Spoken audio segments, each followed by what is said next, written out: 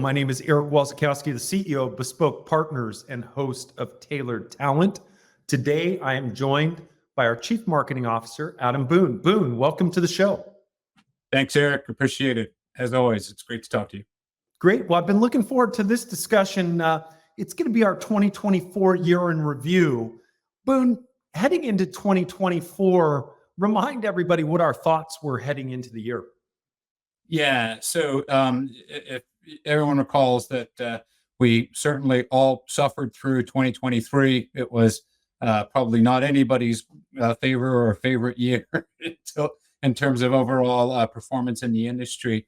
But there was an awful lot of hope that going into 2024 that we were seeing the early signs of a potential recovery in the market. You know, there were some indicators of deal flow recovering. There was certainly some indicators of M&A picking back up. But then, it didn't quite happen that way for most companies. Yeah, no doubt. Well, I'm quite excited that we didn't build our 2024 plan on the hopes of a market recovery, because we certainly did not see that. That said, I think one of the biggest pieces of positive news in 2024 was the rate cut. Can you talk a little bit about the rate cut and your thoughts there? Yeah, for sure. I mean, even for the months leading into the actual rate cut, I think an awful lot of the deals that were being done and the M&A that was being taken were kind of factoring it in. You know, everybody's doing the analysis and trying to figure out how you sort of time that aspect of the market. And I think people were factoring it in. And yes, indeed, they ended up being correct. And if you look at the latest pitch book numbers, you look at the latest data coming out of the executive starts that are reported out by various firms, the executive search starts, you know, it has indeed kind of played out that way, that there has been a bit of an uptick in certain types of searches in certain areas. But I will say it just, you know, has not yet had a universal effect on uplift in the market. In fact, you know, the latest figures out in early fourth quarter were showing that search starts were still down quarter on quarter, and overall search growth was pretty much flat across the year, across the industry. Now, we've been bucking the trend. We've been the exception. You know, while everybody else is down, you know, private company search starts are down 30% or 25%, depending on which sector you're looking at. We've been up 35% year over year. So we're absolutely bucking the trend, and you know, all the fish are swimming this way, but we're going this way. Yeah, no doubt. And I think, look, I mean, it really plays to our strategy. Our strategy of focus on software, focus on the function, allow our partners to do what they do best, which is solve searches, where I think a lot of the industry is focused on partners selling work versus actually delivering work. And I think that has played out. And to me, I'm quite confident that is why we're up 35% year over year. 100%. You know, you had published a series of blog postings earlier in the year here, really the second half of the year, focusing in on, you know, really how a search with Bespoke Partners is dramatically different than any other firm out there. And you laid out, you know, 7 really interesting reasons as to why. And one of them that I really think just resonated and is exactly why we've been able to grow while others have stalled is the fact that we're out in the market all the time for these roles with the experts in the roles. You know, we organize ourselves functionally. So we have Caitlin, who's focused on finance. We have Catherine, who's focused on CEOs, and so on and so on. And the fact that they are doing those searches, they're going deep, they know the market, they're out in the market all the time, you know, that brings immediate value to the clients who are, you know, wanting to understand what the talent market looks like as they're considering leadership changes. Well, and shoot, I mean, that's certainly showed up in results. I mean, our executives that we're placing are achieving outsized results for their private equity firms. We're closing those executives in record time. I think our CEO practice is right around 100 days on average, where the industry is about 180 days for a P&L leader. And by the way, we're not talking about small companies. We're talking about scaled software businesses in the $100 to $500 million of ARR range. And we're closing those executives in 100 days. And the only thing I can hang my hat on is our professionals in the CEO world. That's all they do. They spend every day thinking about P&L leaders, what the right fit is for a certain value creation strategy. And in fact, in the market, talking with executives that can deliver on that.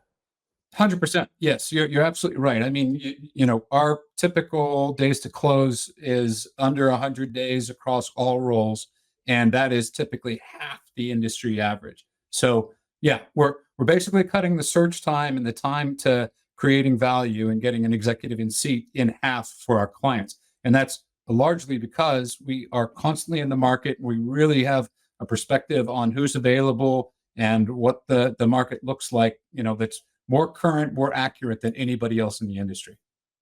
Well, and I think, look, I mean, so 2024, we didn't see a big return in terms of new starts in private equity.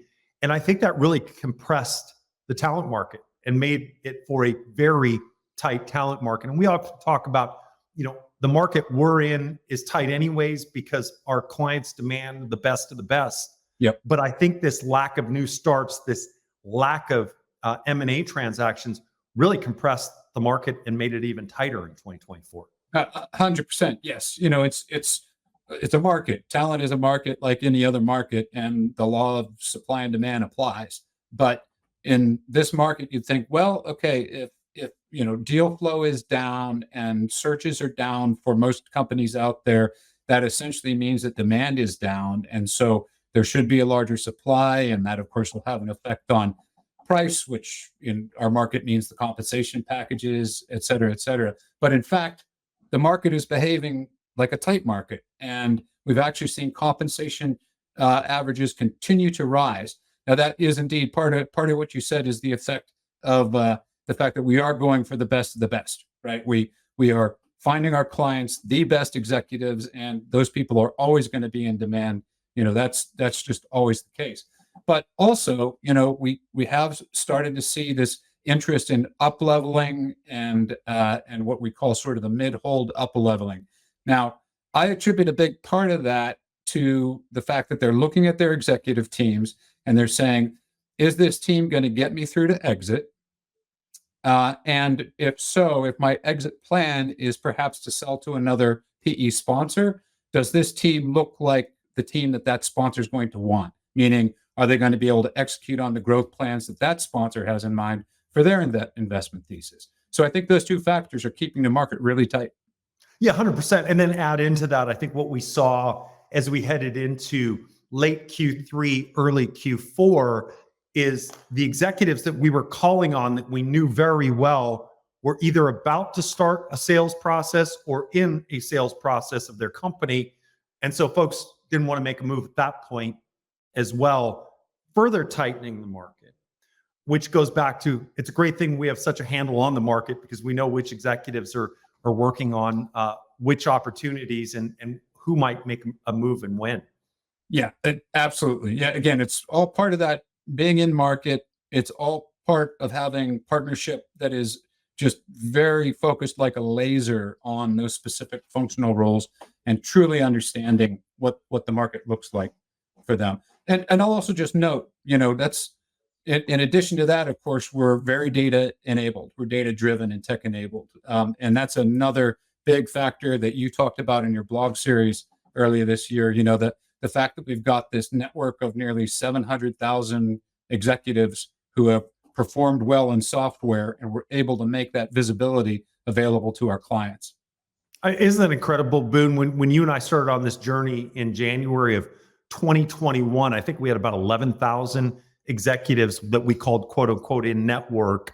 Yep. And a short, 3.5 years later, we've increased that to over 600,000, touching on 700,000 executives that we know, of course, using artificial intelligence and Yes.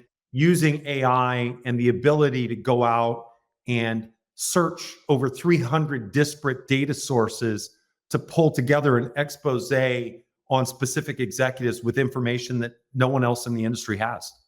It is, it can't overstate the value of that and that system that Kirk and our IT team have built out there.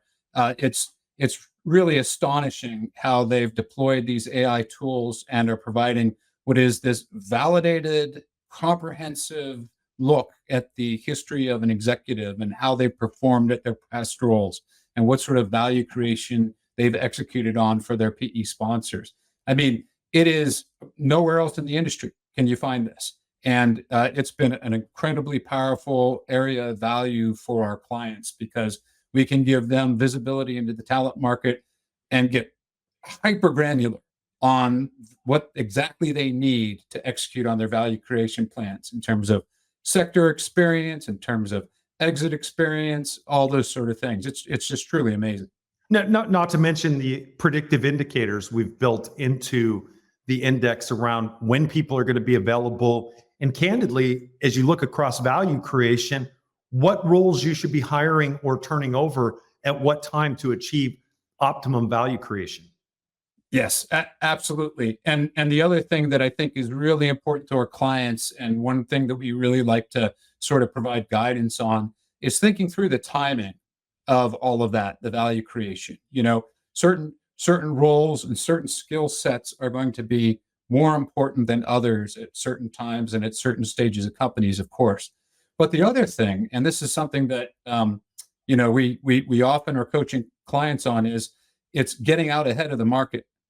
If the predictions of what's going to happen in 2025 hold true, and we do start to see sort of this increase in deal flow and what that surge of dry powder being put to work, what that means in terms of the talent market, it means a tight market is going to get even tighter. It means you're going to be competing for all that talent out there, and are you going to be able to land the critical executives who are most likely to be able to help you achieve your investment thesis? It's a big question.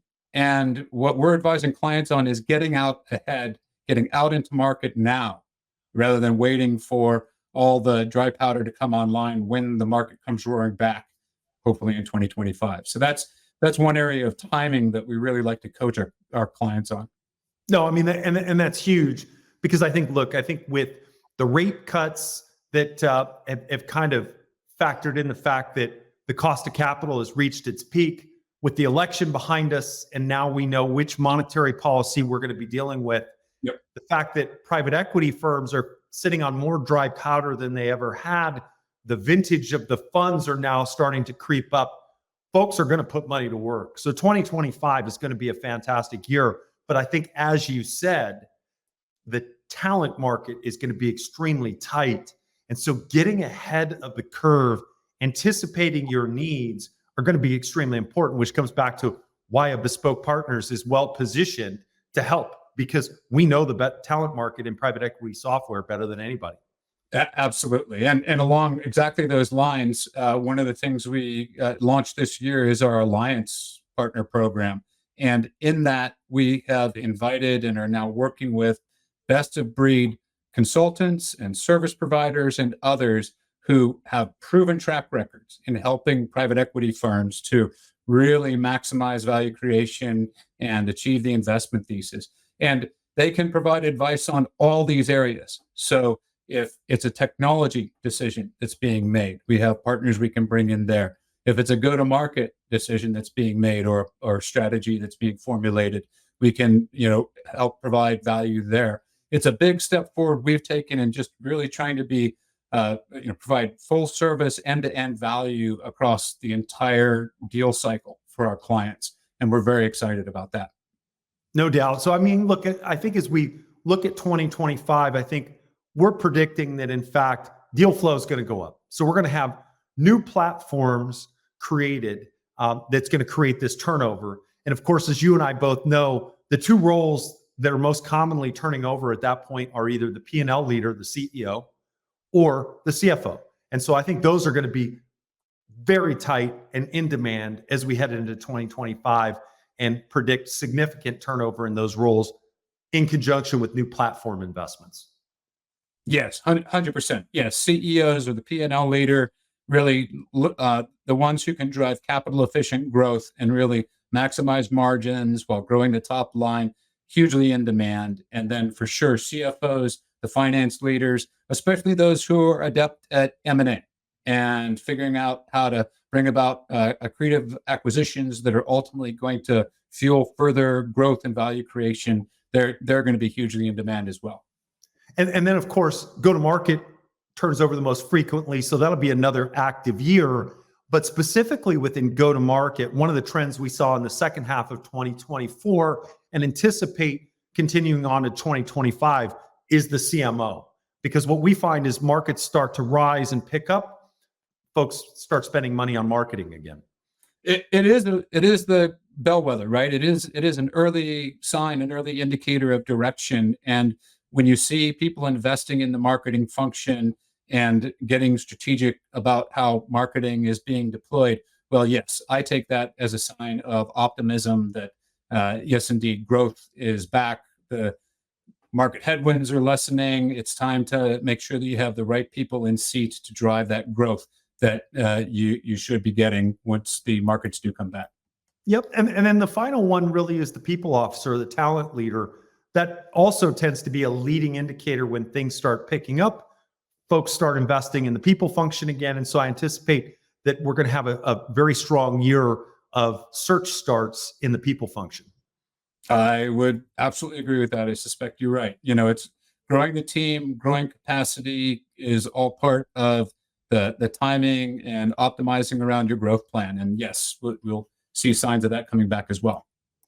No, it's fantastic. I'm certainly looking forward to a strong 2025, a pickup in the market. Very excited with our team, our process, the technology supporting that.